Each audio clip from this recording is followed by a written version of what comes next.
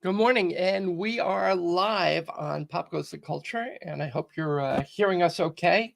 Raise your hand if you can hear us. Oh, okay. Well, if you want to join us, I'm David Levin, and we would love to have you be part of the conversation. You can uh, join the video live, and today we are going to be answering some of the comments and questions. And if you have questions today, um, that'd be great. We'd love to hear from you if you could join our YouTube channel. So I'm going to get started right away. Hold on just 1 second while I get everything together. We are going to be answering some of the comments and questions that you have posted on our YouTube channel. And the other thing that we're going to do is give you a preview of what's coming up in the next couple of weeks. So today I'm going to answer some of your questions from YouTube or your comments and just say hi to you all. I hope you're joining us. Okay, so the first comment we have is on Julia Duffy, who was on the Bob Newhart show, and Randall King 54 minutes ago. Hi, Randall. Are you still on? Wrote, she made that show much better. She was one of my favorite parts. Next, we have Riley, 8082011, commented on our Kelly Ripa video and what happened to her on 9/11. That was my first of 3 tours to Afghanistan. Thank you for your service, Riley. Next, we have a comment from J.K. Morrison about Dana Delaney talking about China Beach. How can anyone think she wasn't pretty enough? Well, go take a look at that video. I loved her. She was so awesome. Kelly Ripa, again, from Jennifer. Except for the hair, Kelly looks like Farrah Fawcett here. Okay, maybe. This one is about Joyce Randolph. Joyce Randolph played Trixie on The Honeymooners years ago, and we had her on the show, and we're going to be posting her entire interview very soon. This is what Randy Levson, 9547, wrote. Joyce Randolph had a wonderful memory. Yes, she did. Sharp as a tack, a pleasure to listen to her. The Honeymooners was an amazing show. This one is about Garrett Morris. Garrett Morris's favorite scene on SNL, and you should go take a look at that video. I can't actually say what it was about, but it was pretty controversial even in 1975. Yehuda 5768 wrote, it was always one of my favorites. Donnie Most, why I left Happy Days. Donnie is a friend and a friend of the show, and so Greg L. Bennett wrote that TV series should never go beyond the 5th season. They always start to run out of ideas and the characters get repetitive and stale. He was right to leave when he did. What do you guys think? What do you think is the point at which someone should leave a show? What was the point at which a show jumped the shark? Would you like to see me do something about that and have do an episode about jumping the shark? How long do you think a show should run before it just gets chopped? For Happy Days, Donnie thought after, I don't remember what year he left, but soon after the shark, Fonzie jumped the shark, which is where the jump the shark thing came from. Let's see, why Jack Larson didn't want to be Lois Lane on Superman plus Noel Neill. Okay. There was why he didn't want to be. Oh, right. Okay. So that was part of a 5-part interview with Noel Neill and Jack Larson. If you were a fan of the original Superman show, you probably want to see that. It was one of my favorite interviews. I loved them when I was growing up. Superman was the TV series was the first time I ever saw Superman, before comics, before movies, whatever. That's where we were introduced to Superman. Went Johnny Hummer asks, when was this series first broadcast? Date, year, and month, please. I'm not sure about the month. I think it started broadcasting in 1951. Originally, Lois Lane was played by Phyllis Coates, and then eventually replaced by Noel Neill. Noel Neill? Somebody know? Let me know. All right. We've done it, but run a bunch of interviews about 9/11, where people were, what they were doing, how they were impacted. Dan Rather gave me a really terrific interview, one of the best times I ever had doing interviews. And he treated me like a colleague. Dan Rather, quick story about Dan Rather. Dan Rather was a legendary newscaster. He broadcast. He was there on 9/11. He was doing the live broadcast. He was there in Dallas when JFK was shot. He was famous for his interactions with Richard Nixon during the Watergate saga. Brilliant guy. Not everybody's cup of tea. There are a lot of people on a certain side of political, and I don't want to get into politics, but there's some people who didn't like him. But to me, he was a legend. And so before the interview started, he was in makeup and we were chatting. And I asked him, who was your toughest interview? And he said, well, that would be Saddam Hussein. He said, here I am face to face with a killer. And we are in his palace. And the crew, my crew, was asked to leave. And it was his crew running the cameras. And so I knew if I asked the wrong question, I was there alone. This is Dan Rather speaking. And Saddam Hussein, if I asked it the wrong way, they could take me away. I mean, the people disappeared all the time in Saddam Hussein's Iraq. And Dan said it was frightening. I had to phrase everything a certain way. And also, even if I got out of there myself, we might not get the tapes. It was an amazing story that he told me. And then he said to me, so who was your toughest interview? And I said, Brittany Murphy. Because she was a little stoned at the time, I think.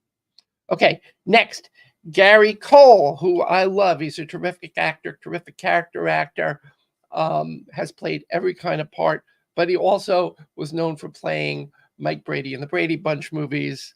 Galaxy, the Crazy Quilt, says, I always quote Mike's stupid ramblings. Kelly Ripa again. We got a lot of people watching the Kelly Ripa video. From Little EA 5111 wrote, the thought that radical Islamist extremists could ever do this is beyond comprehension. Well, it happened. All right, now answering, Robert Wool talks with fans about Hollywood Nights and HBO. You know, we do these frequently. We do these Ask Them Yourself videos. You can be part of the conversation. And we love for when people, come and talk with our guests. And if you are a member of this channel, you can talk live with our guests. So at this particular time, we had Robert Wool on, and one of our guests asked him about Hollywood Nights and HBO, and Robert Wool answered. And so Sly Tendencies 87 said, he's right. My dad watched it with us. Merck 88 talks about Dana Delaney. I loved Dana Delaney. Great segment, he says. Thank you very much. David Landers. Loved David Landers. David Landers was best known for playing Squiggy on Laverne and Shirley. And he said that they were so good at playing Lenny and Squiggy that the producers actually treated them as if they were Lenny and Squiggy. And they were not idiots. It was Michael McCain, one of the great actors and improvers of all time. And Mark Ricker by Adventures Stories says, Lenny and the Squigtones was a brilliant and hilarious band. I miss TV shows like Laverne and Shirley and Happy Days created during Hollywood's and America's last years of innocence. Well, I don't know if we were even so innocent back then, but, it seems like a more innocent time.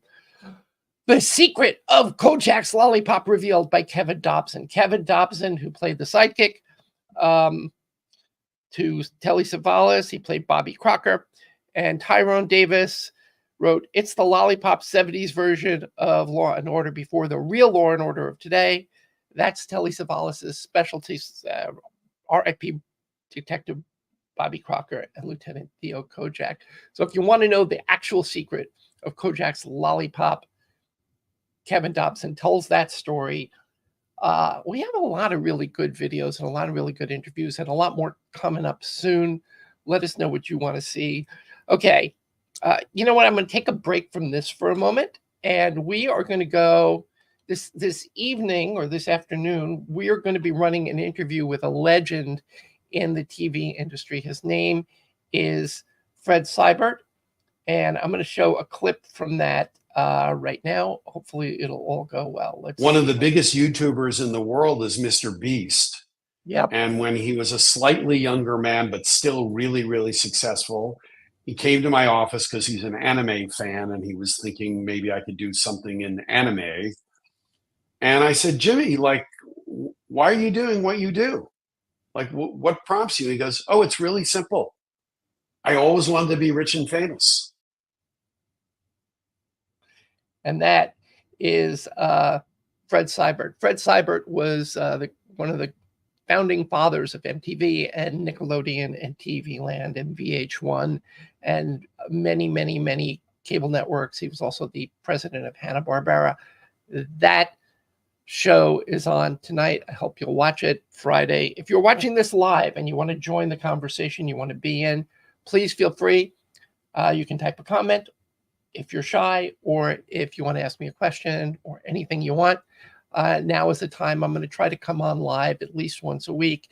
And I hope you watch some of our better shows that we've done over the years. We've done a ton of interviews, and I promise I'm going to be going live with more stuff. I'm going to be doing more Ask Them Yourself. Okay, back to our comments. JC Chazes was on to talk about his 9/11 experiences, and Julie Johnson has a lot to say.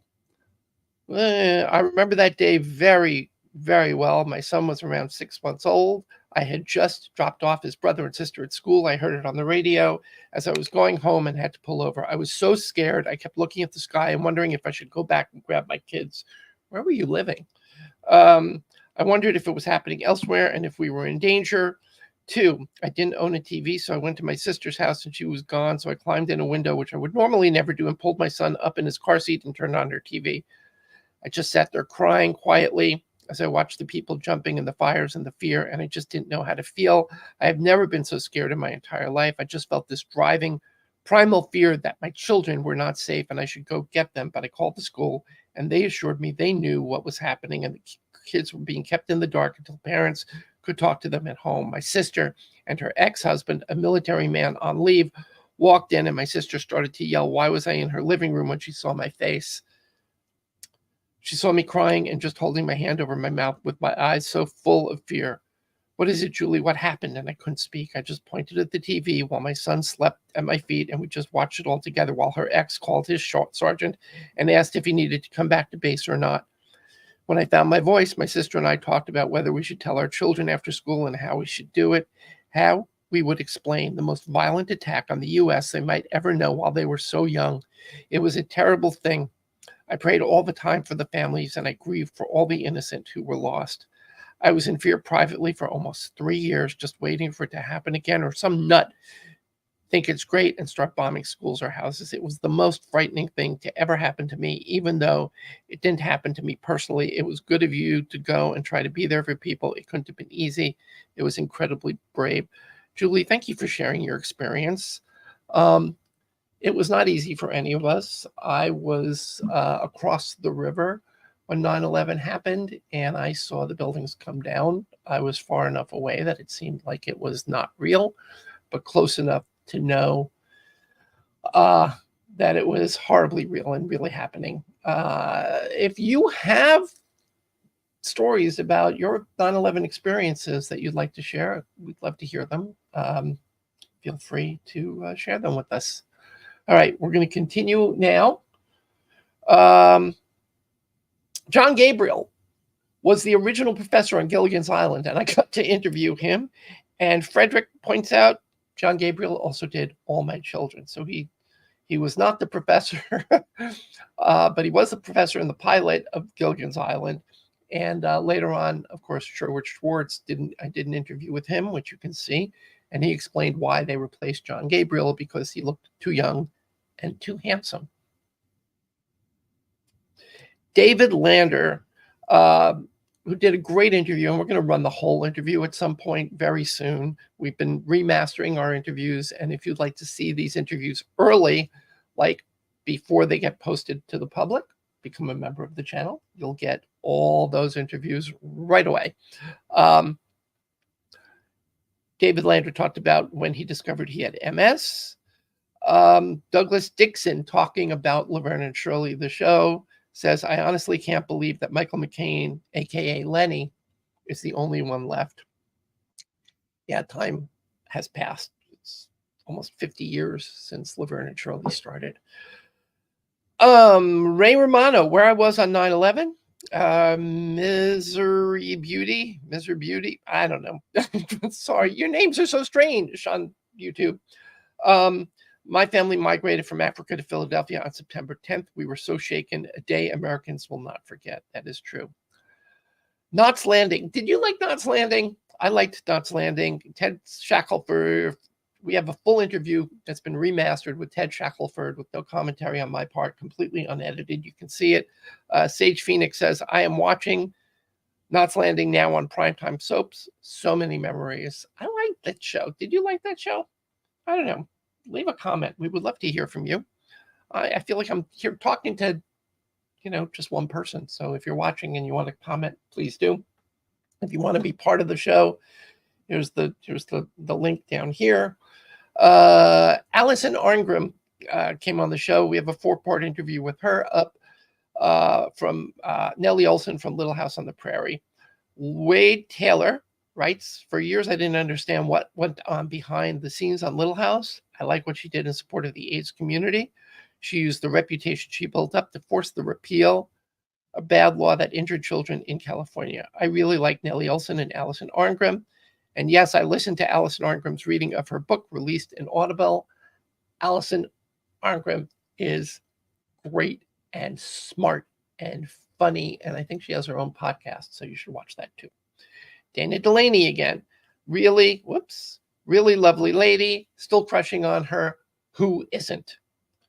Billy Ray Cyrus did an interview with us for our 9/11 series, and Sandy Durant says, never forget 9/11. Well, if you weren't alive at the time, you can't forget it. If you were alive and you're over the age of 4 or 5, you know where you were when you heard about it.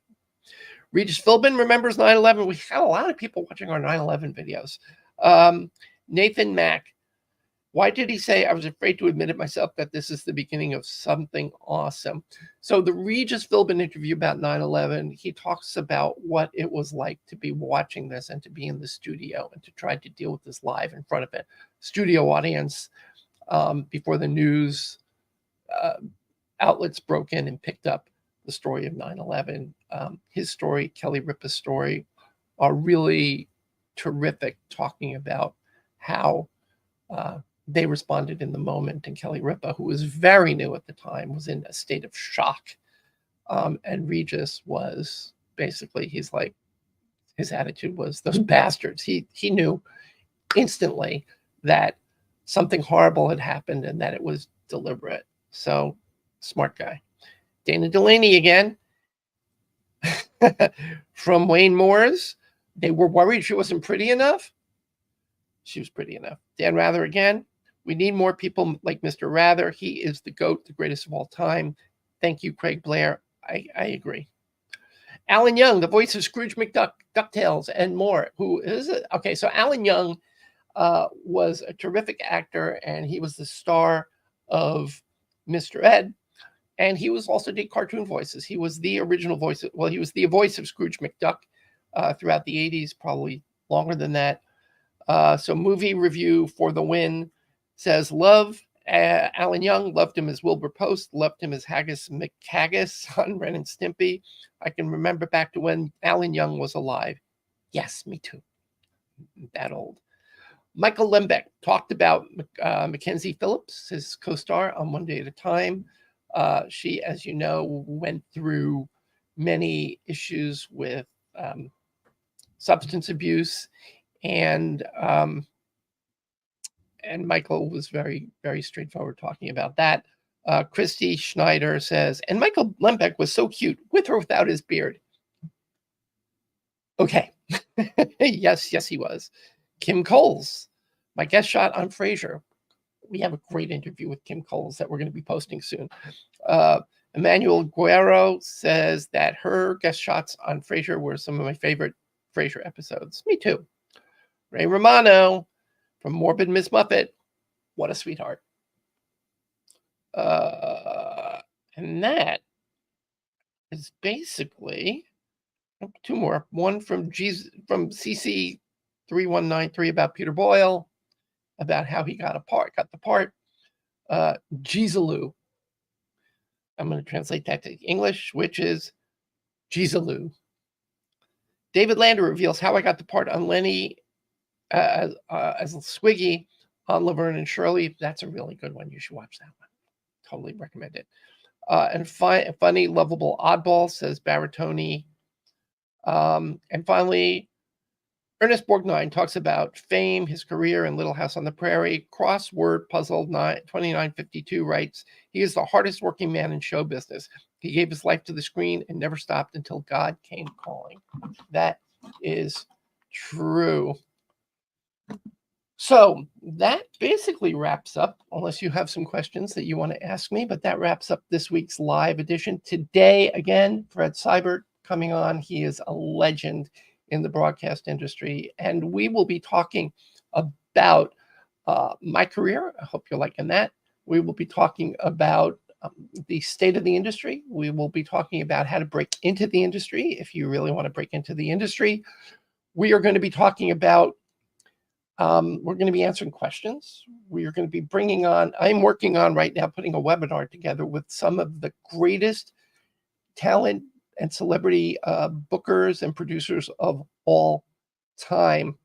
If you want to know the secrets of how to get celebrities for your podcasts or for your YouTube videos, you're not going to want to miss this. We are going to be talking to directors. We're going to be talking to creators. We are talking to actors about how they got their parts and advice for people who want to break into the industry. And if you are already in the industry and you are sort of navigating your career, stick right here. We're going to be talking about that. If there are no comments, there are no comments. Nobody wants to talk to me. All right. We are going to sign off for now. And thank you for watching. And I hope you will watch our Fred Seibert video this evening. Talk to you soon.